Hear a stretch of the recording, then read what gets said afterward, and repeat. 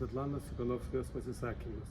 Iš tikrųjų buvo lauktas tas jos pasisakymas ir kągi jinai naujo pasakys.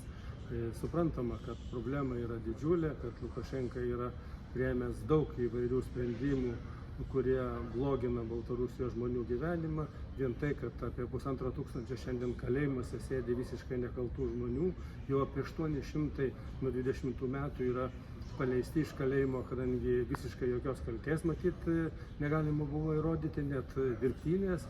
Tai tas suprantama ir tai reikia dėti pastangas, kad tie žmonės, kurie nekalti, ypatingai kurie serga, turi įvairių ligų, kad jie būtų greičiau iš ten paleisti. Tai apie tą parlamente nuolatos kalbam. Bet naujas dalykas, ką jinai pasakė, kad iš tikrųjų opozicija veikdama užsienyje šiandieną, opozicijos lyderiai ir jinai ta pati apsisprendė, kad Baltarusijos opozicijos tikslas galutinis yra narystė Europos Sąjungoje.